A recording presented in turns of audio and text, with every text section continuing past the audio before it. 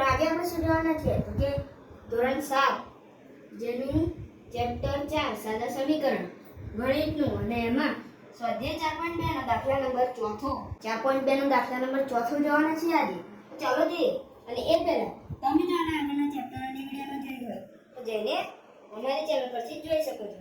તો એ કહે છે નીચેના સમીકરણ ઉકેલો. ભાઈ આ જે સમીકરણો આપે છે તે આપણે ઉકેલવાના છે. તો ચાલો ઉકેલીએ. હવે અહીંયા આપી છે 10p બરાબર 100 બરાબર 10p બરાબર 100. તો અહીંયા આપણે p ને છૂટા પાડી દઈએ બરાબર. અને હવે આપણે કરીશું 100 ના છેદમાં 10. હવે તમને ખબર પડી ગઈ છે કે 0 ને 0 ઉડાડી દેવાના છે. તો અહીંયા p બરાબર 10 ને છેદમાં કશું નથી વધ્યું માટે 1 કશું કઈ નથી વધ્યું 1 તો વધ્યો છે. તો અહીંયા p બરાબર થઈ જશે 10 નો ભાગાકાર 1 સાથે કરો તો 1 જ 10 જ મળે. તેથી આપણો જવાબ થઈ ગયો p બરાબર 10. હવે આપણે આ જોઈએ. આમાં આપણે 10p વત્તા 10 બરાબર 100 છે ને તે માટે આપણે અલગ કરવા ને તો 10p ને કરવા પડશે. તો હવે અહીંયા 100 છે અને અહીંયા 10 છે તો 100 ને આ સાઈડ લઈ જતા માઈનસમાં થઈ જશે તેથી 100 - 10. તો અહીંયા 10p બરાબર 100 - 10 કેટલા થાય તો કે 90. તો હવે p બરાબર 90 ના છેદમાં 10. હવે આ 0 ને આ 0 જતો રહે તો આપણી પાસે વધશે p બરાબર 9 ના છેદમાં 1 એટલે કે p બરાબર 9. આ થઈ ગયો આપણો જવાબ. તો હવે જોઈએ આપણે ત્રીજો દાખલો. તેમાં આપે છે p ના છેદમાં 4 બરાબર 5. તો p ના છેદમાં 4 બરાબર 5 છે તો p ને અલગ કરી દેવાના અને 4 ગુણ્યા 5 કરી દેવાના. આ દાખલો અહીંયા પૂરો થઈ ગયો. જો આટલું જ નાનું બે સ્ટેપ નું. અહીંયા જો p બરાબર 4 × 5 = 20. આ થઈ ગયો આપણો જવાબ. શું થઈ ગયો જવાબ? તો હવે જોઈએ એક ચોથો દાખલો. તેમાં આપે છે -p ના છેદમાં 3 બરાબર 5. તો -p ને અલગ કરો અને 3 × 5 માટે -p બરાબર 5 × 15. અહીંયા આ જવાબ નથી આવ્યો પરંતુ હવે p અને આ માઈનસ છે અને આ સાઈડ લઈ જઈએ તો -15. આ થઈ ગયો આપણો જવાબ. જે જવાબ છે તે જવાબ છે -15. p બરાબર -15. હવે આપણે જોઈશું હા પાંચમો દાખલો. તેમાં આપે છે 3p ના છેદમાં 4 બરાબર 6. તો હવે આપણે શું કરવાનું તો 3p ને અલગ કરી દેવાના છે અને 6 × 4 બરાબર. તો હવે જોઈએ તો કે 3p બરાબર 6 × 24 માટે p બરાબર 24 ના છેદમાં અહીંયા 3 આવી જશે ને. તો વિદ્યાર્થી મિત્રો અહીંયા આપણે જોઈશું કે ભાગ ઉડે છે કે નહીં. તો તમે અહીંયા જોઈ શકો છો કે અહીંયા ભાગ ઉડે છે એટલે કે 8 × 24. તેથી આપણો થઈ ગયો p બરાબર 8. આ થઈ ગયો વિદ્યાર્થી મિત્રો આપણો આ દાખલાનો જવાબ. તો હવે 3s છે હો વિદ્યાર્થી મિત્રો 5 ના સમજતા. હા s છે. 3s બરાબર -9. તો 3s બરાબર -9 માં શું કરવાનું તો કે આપણે s ને અલગ કરી દઈએ અને હવે અહીંયા બરાબર અને -9 ના છેદમાં 3. હવે 3 તરી 9 પણ s બરાબર અહીંયા માઈનસ વધે છે તો -3. આ થઈ ગયો આપણો જવાબ. હવે જી દાખલો જોઈએ. હવે તેમાં 3s + 12 બરાબર 0 આપેલો છે.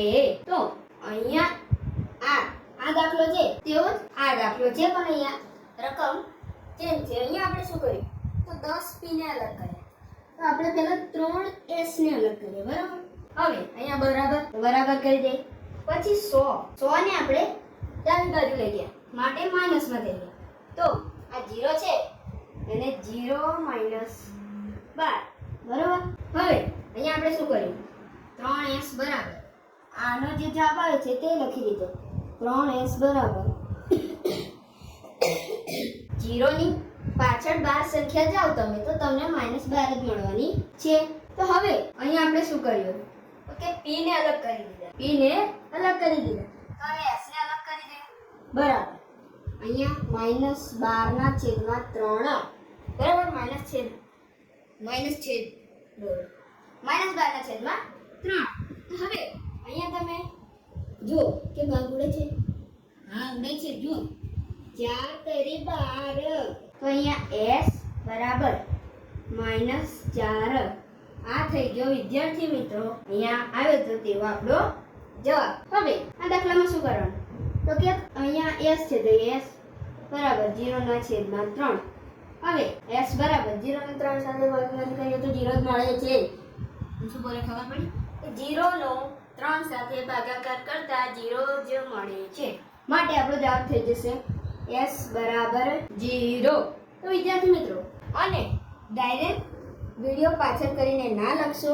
તમને પહેલાથી સમજણ હોય તો જ લખજો વિડિયો આગળ કરીને, અને સમજણ ના પડી હોય તો આખી આ વિડિયો જોઈને અને પછી દાખલાઓ લખજો. હવે જોઈએ આપણે આગળના દાખલા. તો વિદ્યાર્થી મિત્રો હવે જોઈએ આપણે આગળના જે છેલ્લા 4 દાખલા છે તે. તો તેમાં બધે 2q અને 2q જ આપ્યા છે. આ 29 નથી. જો 29 હોય ને તો આવું હોય અને 2q હોય ને તો આવું હોય, આવી લીટી હોય.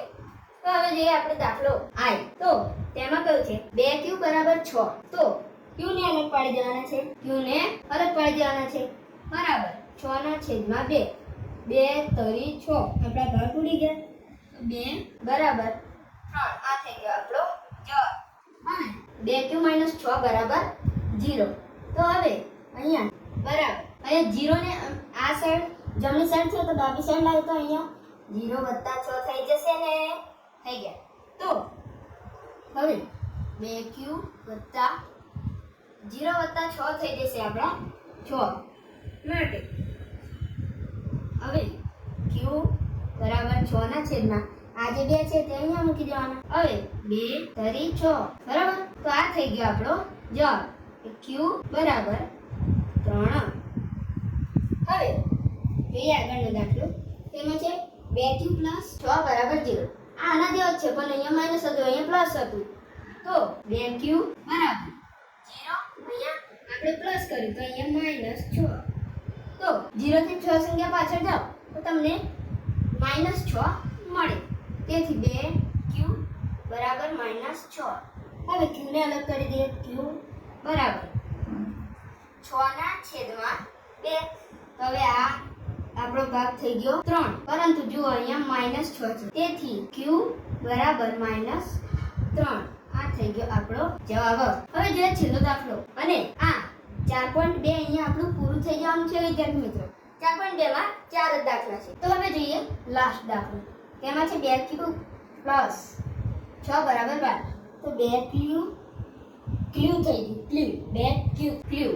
તો અહીંયા 2q બરાબર આના જેવો જ છે પણ અહીંયા પ્લસ છે, અહીંયા 12 છે બરાબર. તો અહીંયા આપણે શું કર્યું 0 - 6 કર્યા. તો અહીંયા 12 - 6 કરવાના. તો હવે વિદ્યાર્થી મિત્રો 2q બરાબર 12 માંથી 6 જાય તો 6. હવે q ને અલગ કરી દઈએ અને 6 ના છેદમાં 2. હવે 2 તરી 6. તો અહીંયા થઈ ગયું q બરાબર 3. આ થઈ ગયો આપણો જવાબ. તો વિદ્યાર્થી મિત્રો અહીંયા આપણે સ્વાધ્યાય 4.2 પૂરું થાય છે અને આ ચોથો દાખલો પણ પૂરો થાય છે. આ પણ તમારી નોટબુકમાં લખી લો. મળે છે આગળની વિડીયોમાં એક આપણું જે સ્વાધ્યાય 4.3 છે તેના દાખલા લઈને ત્યાં સુધી. જય હિન્દ.